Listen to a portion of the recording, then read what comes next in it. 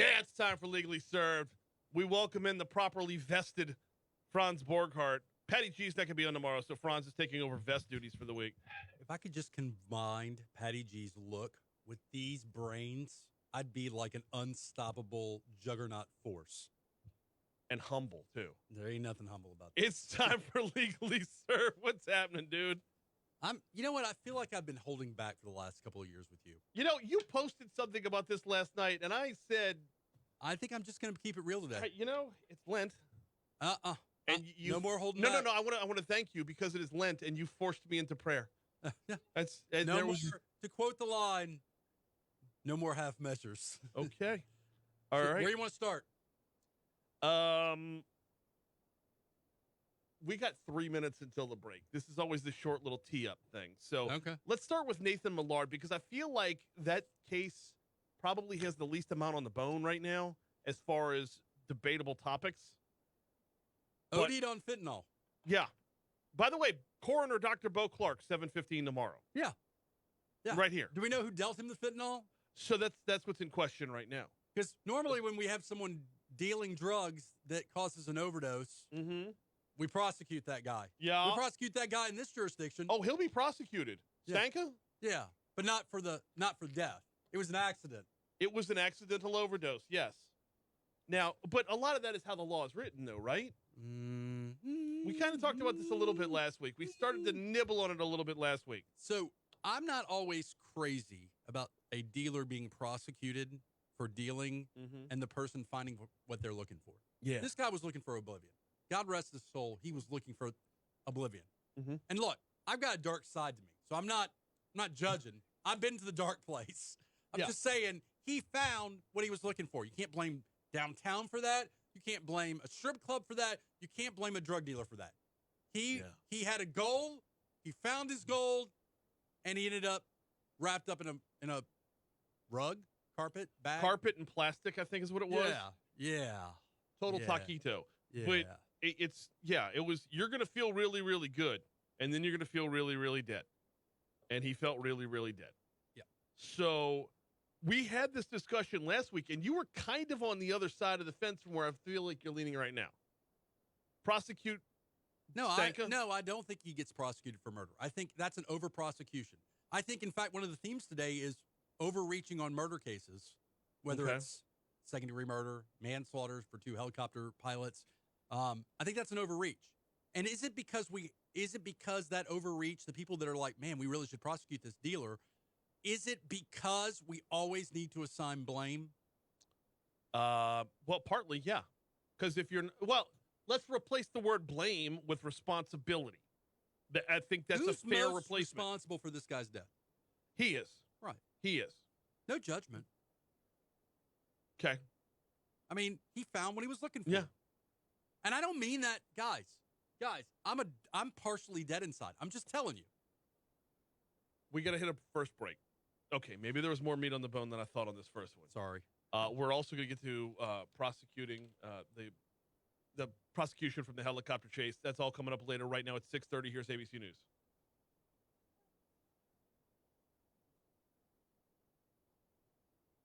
Hey, if you pull a trigger on an AR-15, how many bullets come out?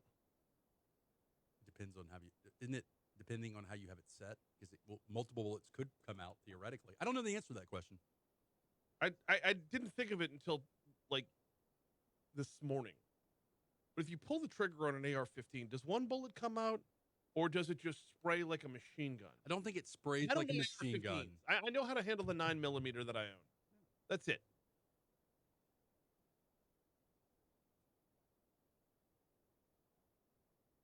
I get upset when we blame Baton Rouge for this incident.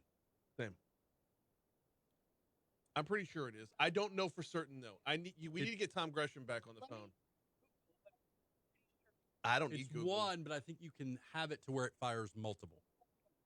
But not like an Uzi. Well, but there is no definition of an assault weapon. Eric says unless you modify it. I had an inkling Eric was going to know the answer to this question. I kind of knew that. I'm willing to bet that Eric owns more than one AR-15. And honestly, I'm thinking right now, Galen's like, he beat me to it. but not assault rifles. I know how to safely operate and shoot the one that I own. That's all. That's the extent of my knowledge right there. Byron, if I were on Match.com, I would not be leaving the partially dead Unless inside you as my modify it. That's profile. Okay, so I was kind of like, off grid a little bit. So I didn't read any of like the Nathan Millard stuff until last night. Okay. Oh my gosh. I read that WBRZ article where they were like, That much transpired from the time you left? Yes. I'm lost in the timeline now. Yeah, no, like I just didn't read anything from like Thursday to Sunday. I was out of touch. Well, so the other thing is, do we know that this guy dealt to him? Well, no, we can make that assumption, but we don't know. I mean, they were in a trap house, right? Yeah. What happens in trap houses? Drugs and hookers. Right. Hookers and blow. Or fentanyl. Anyway, I read it, and I was like, what the F? This is like the craziest shit that I've ever read in my life. Well. And then I don't know why, but it made me like chuckle a little bit when Stanka said that they were doing it how do you say it, intravenously? Yeah. They were shooting up that way, and Yeah. he told the police that it made him cringe. He needs to get out more. Have a little fun, Stanka. If I had a last name like Stanka, I'd probably change it. And by the way, we're a week and a day removed from the Florida guy driving home from Oklahoma. Stops off for the night in Baton Rouge. Nobody knows anything about this. There's less information on this than there is on. Well, I guess we don't. Is Baton Rouge the new Vegas? I think this is like a Is this the new place to go? Like, are we a destination for suicide by pimp?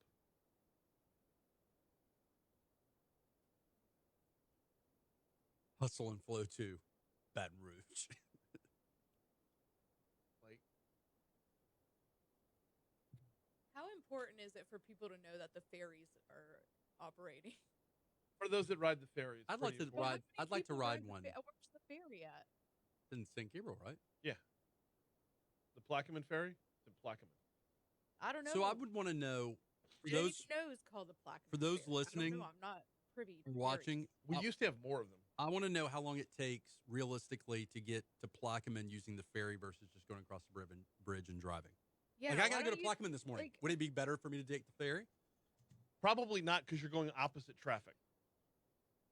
You know what you should? What do you have after that? Baton Rouge. No, but like, do you have to be back at a certain time period? Nooner.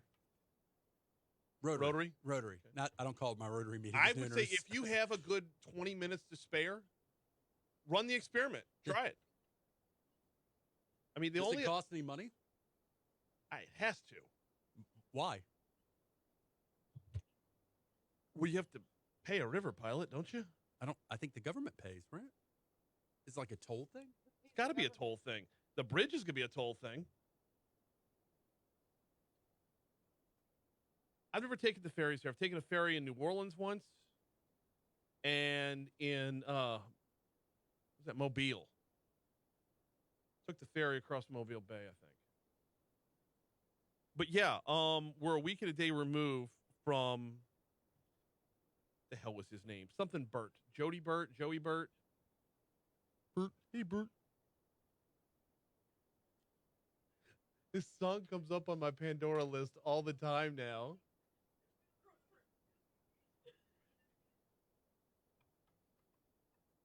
Yeah, Franz, do you hear the song underneath it?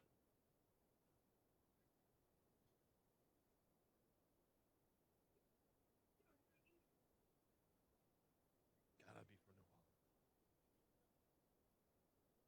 Orleans. Much nicer forecast to start off your morning today. Here is WBRZ meteorologist Marissa Nuzzo. Terry writes, $1 only east to west. So they'll charge you west to east? So west, if I take it back, it's free.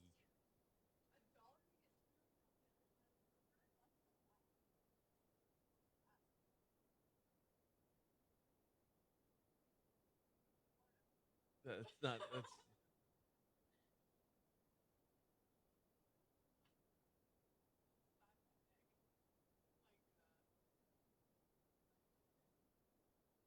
Oh, I don't even remember.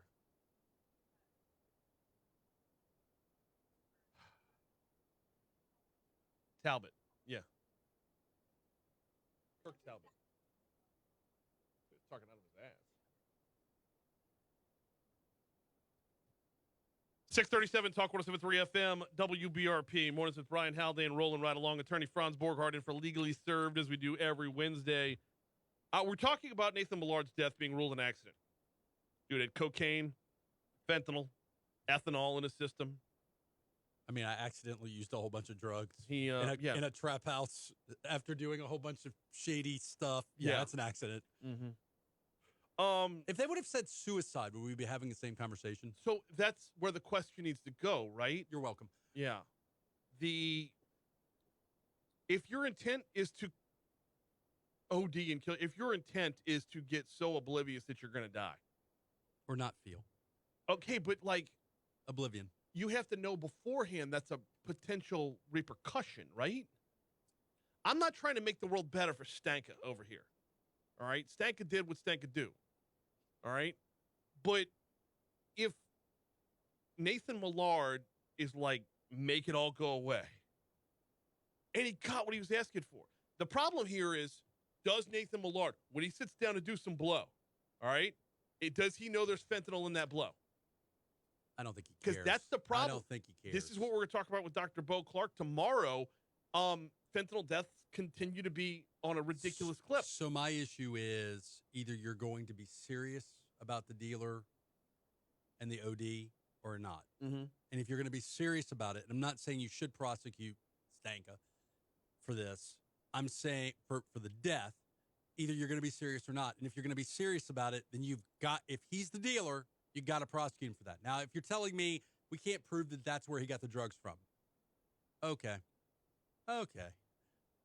So, well, I guess what this all comes down to is, how do you find out if you can know how do you find out if Nathan Millard knew what he was taking? There's a big difference. There's a big difference here, and part of the fentanyl epidemic is they're tacking fentanyl on it. They're mixing fentanyl down with everything else. Well, and that's what's killing people. Well, this isn't like the 80s where everybody was doing blow. So I'm told that nothing you buy on the street these days is what you think it is. Right. I'm told this. But right. Whether it's in the news all the time. Whether it's fentanyl or something else. So, I mean, is it like an assumption of the risk thing? Like, hey, if you're gonna be in the drug world, buying drugs, driving across state lines to come to the new Las Vegas that is Baton Rouge. Mm-hmm. It's no. That's no. It's the dark place. Baton Rouge is the dark place. No, but you're falling into the same trap of painting the town with that. Mm-mm. This guy could have found this in Tulsa, Oklahoma. He could have found it in St. Louis. Actually, I don't think he would have lived long enough to find it in St. Louis. But this is something you can find anywhere in America. You ever been to Georgia? They got some messed up stuff in Georgia. Do they? You don't have to drive a couple states over. See, I can't get down with Georgia just because I hate the Falcons. No, I hate the Falcons so much. I hate the Hawks. Right. So, point being is, I think it was a decision. I think somebody higher up made a decision that, hey, we're just not going to spend a lot of time, resources, and energy prosecuting this as a murder. Mm-hmm. And that's fine. Which leads us into prosecuting a misdemeanor murder, manslaughter, across the river.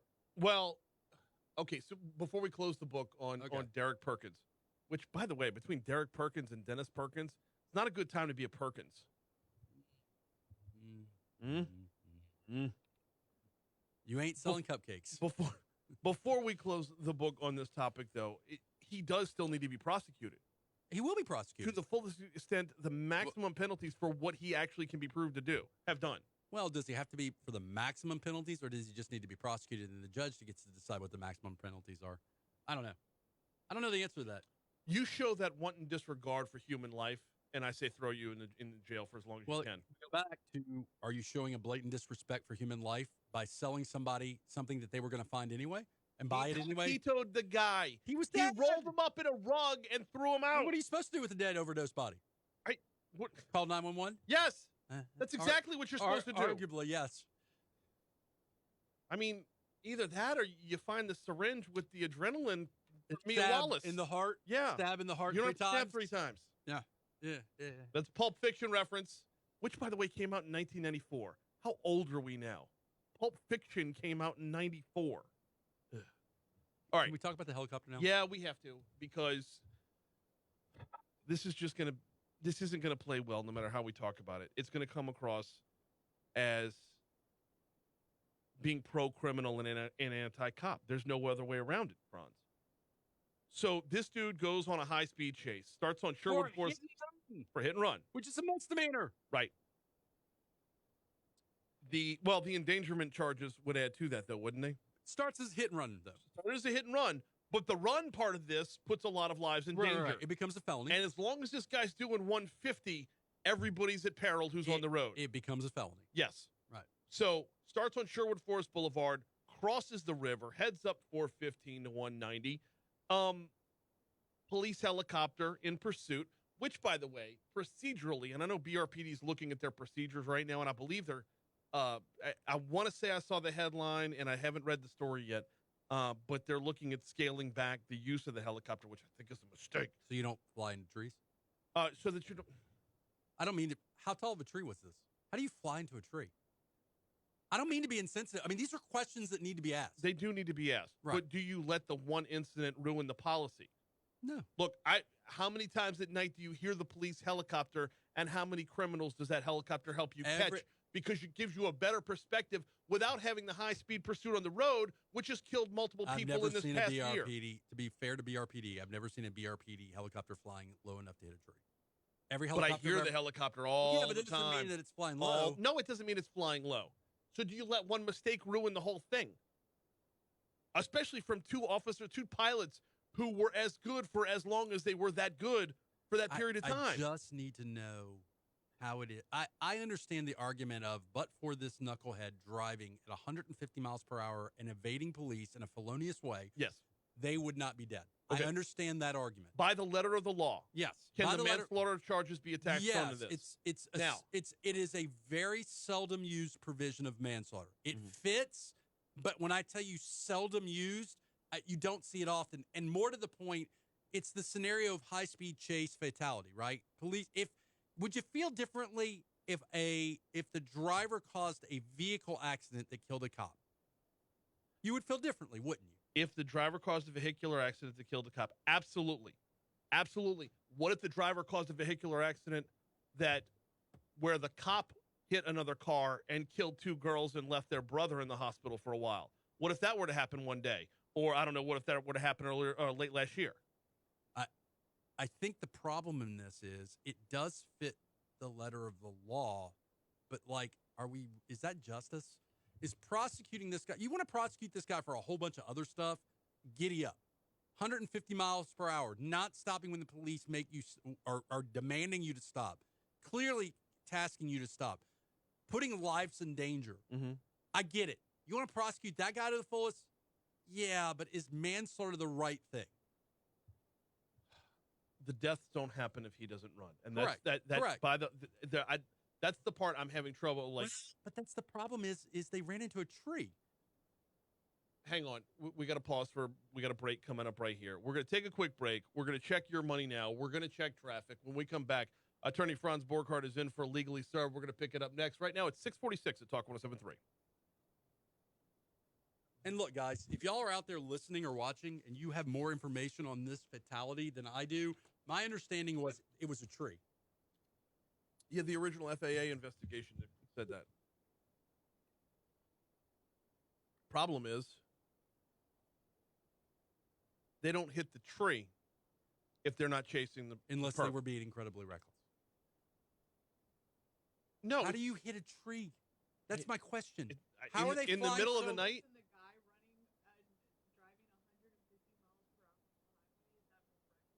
No. I'm just saying is how are you flying so low, tracking someone on a highway that you hit a tree? I'm not defending anybody. I'm asking a fundamental question is how do you hit a tree? Okay, So I would argue that that's probably a lot riskier than you're making it sound like it's shooting free throws. I'm not trying to make anything sound. I'm asking. You're the asking question. how do you hit a tree? Like, how do you do that? I want to know. Well, you're in Irwinville. It's not like you're in Baton Rouge. I think, to me, and I don't know why you haven't touched on this yet, to me, that's the bigger question. Keith wants to know, why were they in West Baton Rouge where they ordered the chase the vehicle? Well, so, okay, let's be fair. Police officers can follow into other jurisdictions on pursuit. Mm-hmm. That is a thing. Yeah. That is not, that is that's legal. That's not unlawful.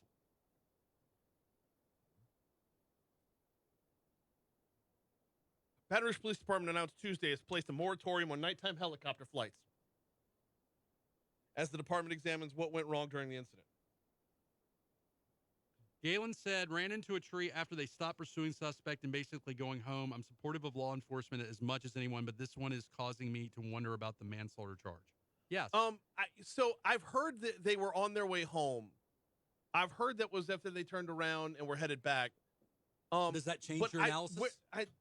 Maybe I've missed it where it was printed versus text versus whatever. Is that a matter of record or is that a matter of what's been talked about? I legit don't know. I don't know. But would that, it absolutely changes things. Right. Like the pursuit's over. Right. So, because at that point you can walk down the path of, so they flew over there, they spotted him, they turned around to go home, they landed the helicopter, they got in the car, and they got hit by a bus. Right. Is that still manslaughter? Right. You can still blame the criminal, but we're all like, Right. And now you're talking about like butterfly effect over here.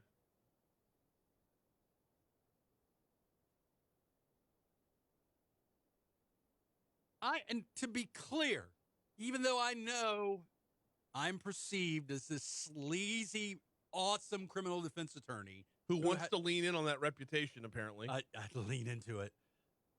I got to tell you, I'm okay if you want to prosecute this joker, this 150 mile per hour joker, for a whole bunch of stuff. I'm okay with that. I just don't know if the manslaughter fits. As Troy says, I believe Franz is asking, how is the criminal act fully responsible for the death of someone who is himself may have been negligent in the cause of death? That's like, could you prosecute the pilot that's actually piloting the helicopter for killing the other dude, for being negligent homicide? Well, he's dead. You can't prosecute him.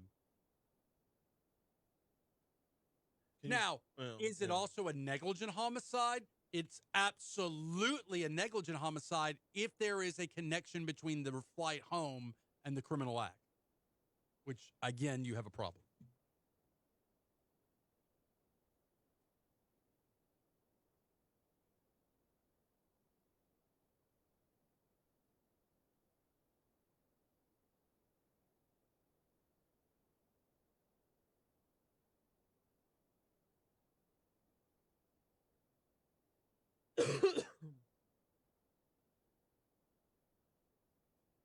Oh, Sharon Hewitt follows me on Twitter now. How nice.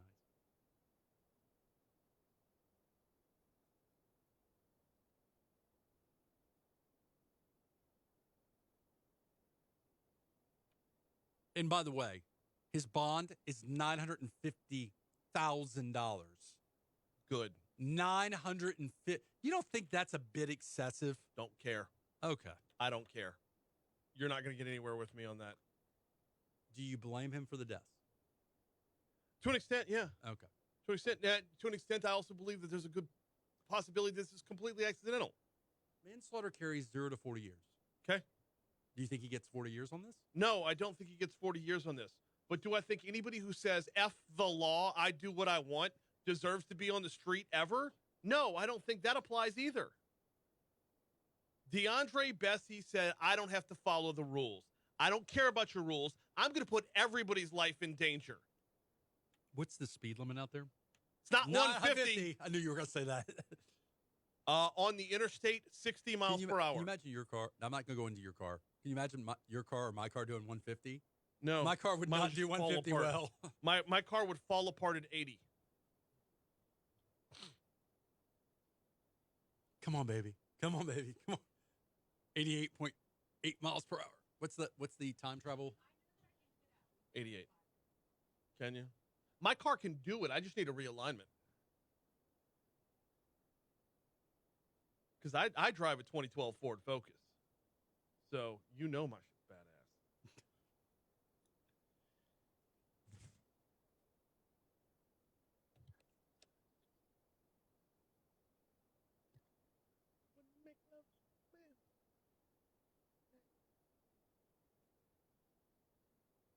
.652 Talk 107.3 FM WBRP legally served with attorney Franz Borghardt. Got a few more minutes to go.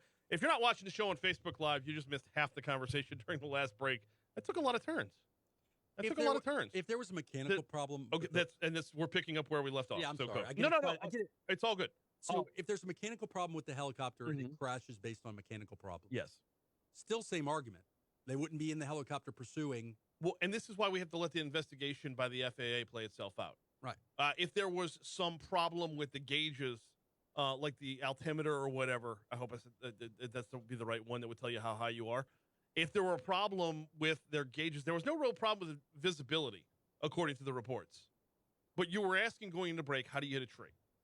And we don't have sequoias here, right? No, we don't, but we have some pretty tall pine trees. Okay. Irwinville, not exactly like all cut down for subdivisions here. All right. So, let's say there's something going wrong with the helicopter. Let's say they had to push that bad boy too hard to catch up with Mr. 150 miles per hour. This is a Baton Rouge Police helicopter. It's not Airwolf. I think Airwolf, great 80s show. I think we need to know, were they coming home or were they in pursuit? So that changes things dramatically. Because if they're not in pursuit and they're having a mechanical issue, put the helicopter down in a safe way, get it towed, do whatever you do, and go home. Okay. Now, and by the way, I think we both agree that it is absolutely tragic that these two Baton Rouge police officers are dead. 100%. Don't mistake, if you're watching, listening, don't mistake the question of should this guy be charged with manslaughter or should he not be charged with manslaughter, with either of us, not to speak for you, either of us saying it's not anything but tragic that these two officers who were trying to help out other law enforcement officers are dead. What's going to need to come out from the investigation, and I don't know how much you're going to be able to get into this, but was everything okay with the helicopter? Yes, how did they dip down to that altitude? Well, what if something was going wrong and they were trying to land? And if they were making an emergency landing. Now, the helicopter itself had been cleared for service or whatever through 2028, so that shouldn't be an issue. Right. But shouldn't be is not going to apply in this story at all. So, and yet, you're right. It is worth noting numerous times that these two officers, with their combined 33 years experience on the job, this Sergeant Poirier and Corporal Canizero, exemplary performance throughout, heroic performance from time to time. They helped find a kid out in Central not too long ago who was missing. They've done their job so many times wonderfully. So I can that brings up the questions of these guys. I mean, this is at a certain point it's routine. So at a certain point they're so good at their gig. That's why I look to others for blame. So I can give the listeners and viewers law. Manslaughter it's a felony. Mm-hmm. It carries 0 to 40 years. Yeah. Normally we think of manslaughter as heat of the passion, blood boiling, walk in and catch your partner cheating with some other individual and you kill them both. Mm-hmm. Right? Yeah. Not a specific intent crime. There's also provisions of manslaughter that allow for what we call misdemeanor murder. I hit someone outside of a bar, they fall backwards, hit their head on the curb, and die in a freak accident. Yeah. That could be a manslaughter. Or if I'm doing a felony activity that is otherwise not a felony murder under another provision of law, it could be a murder under manslaughter. Mm-hmm. These are very seldom used. Does the letter of the law fit in this scenario? Well, again, it depends on the factual circumstances of what were they doing when the helicopter crashed. Mm-hmm. If you want to lean on, they would never have been out there if this joker wouldn't have gone 150 miles per hour during the hit and run pursuit. If he would have stopped the car, and by the way, hit and run is a misdemeanor. Mm-hmm. Had he stopped the car, at most he probably would have gotten a ticket, and that's it. Whoa, if he'd stopped the car, he doesn't run. He doesn't run. It's the run part that's the dangerous part of this, the hit and run encountered by police officers later, if he pulls the car over, he gets a ticket. Most likely, he gets a ticket from police. Mm-hmm.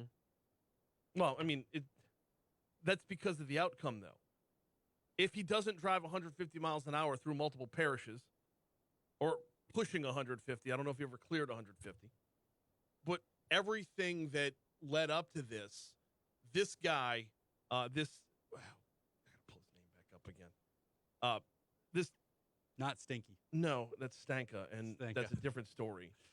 I just wanted to say Stanka again. I know. It's a I'm fun such name a to say. child. I'm such a Bessye. child. This Deandre Bessye. Right.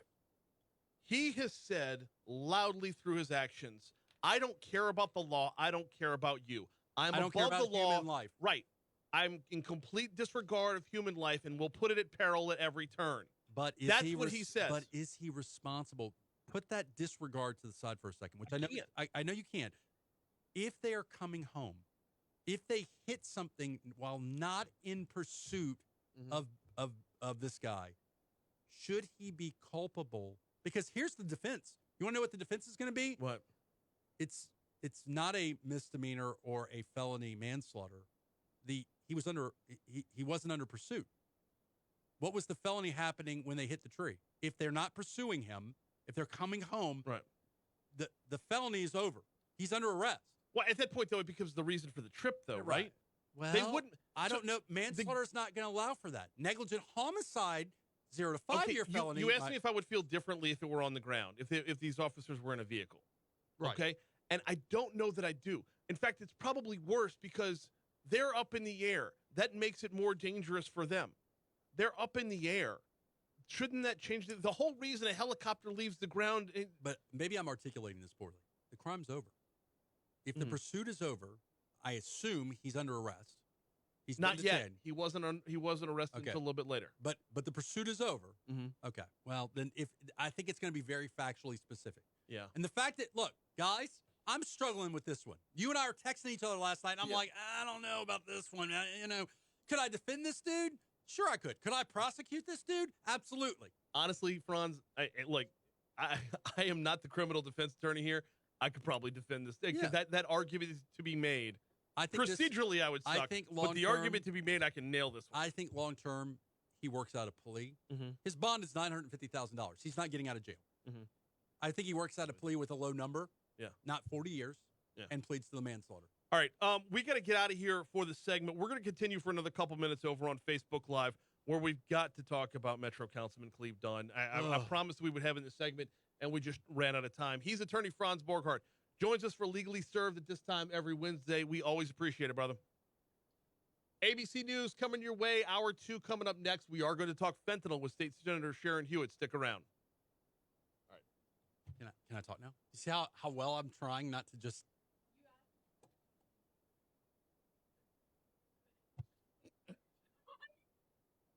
I was trying. So, speaking of steak, Cleve Dunn. Dude. After failing to show up for court twice. Speaking of not caring about the law. An East Baton Rouge Metro Councilman has been ordered to pay restitution and remove property in violation of parish code. A judge has ordered Councilman Cleve Dunn to pay his neighbor Eugene Michelli $57,000 in damages. The property in violation of parish codes includes a driveway, a fence, and a pool house kitchen. A pool house kitchen. Hang on. This is Flannery at Millerville? Bro, that's a little fancy. Maybe I need to be a councilman. Cade used to live out in that subdivision. Maybe I need to be a councilman. I mean, living that best life, man. That's why they're trying to put that storm over. Mm-hmm. These by optics, the way, what did all these upgrades do to drainage in that subdivision? So let me play this one out. And I have no problems with Cleve Dunn. Don't know him personally, but I've never had a problem I've with tried him. so hard to get him on the show and he won't come on. So here it is. Not about this, about other things. Let's do the analysis here. I'm living outside of my district. Mm-hmm. I build something that's not lawful. I don't show up to court twice. And I want to draw a giant beacon flashing light to what's going on and give myself a whole bunch of adverse and negative press. Yeah. Should I do this or not? Meanwhile, all this is going on. He either posts on Facebook or tweets out a picture when Mayor LaToya Cantrell's recall petition fails, saying, good for her, congratulations. If you want to align yourself with unbelievably inept politicians who thumb their nose at the law and believe they're above everything, you just successfully did so. Congrats, Cleve. You've put yourself in the same camp as LaToya Cantrell to say, y'all, I do what I want. I do what I want. Is it nice? I don't. What the heck? All three of us are law-abiding human beings. Is Mhm. it nice to be able to just do whatever you want whenever you want to do it without consequence? I mean, I don't know. This is a consequence. We're all- He's got $50-something thousand. $57,000. Whatever. He's going to throw it. That's throwaway money. He's going to throw that on the ground like Sonny Corleone with the FBI's camera. Would you like that money in ones? That's Okay, that was too far. a little bit. The dispute dates back to October of 2020 when Dunn started remodeling the home that's outside the district. Properties near Millerville and South Flannery and Sherwood Manor subdivision, which is District 8. Michele says the property improvements became the source of his stress that bled his pocketbook dry. So everything that Cleve Dunn has done on this property has caused his neighbors financial distress. This isn't just a matter of like, I hate your football helmet mailbox. I'm a councilman. There's so much about this.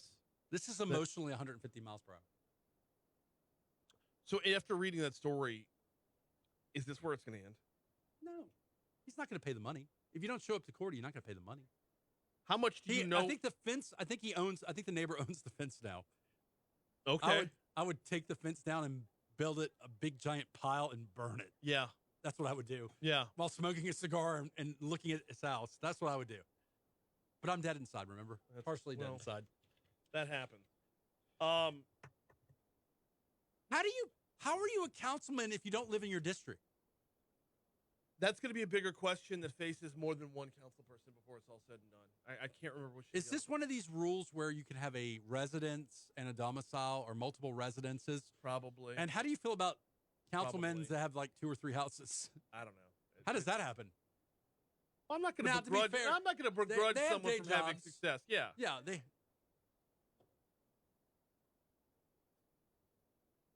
Time to get a look at your forecast. Here's WBRZ meteorologist Marissa Nuzzo.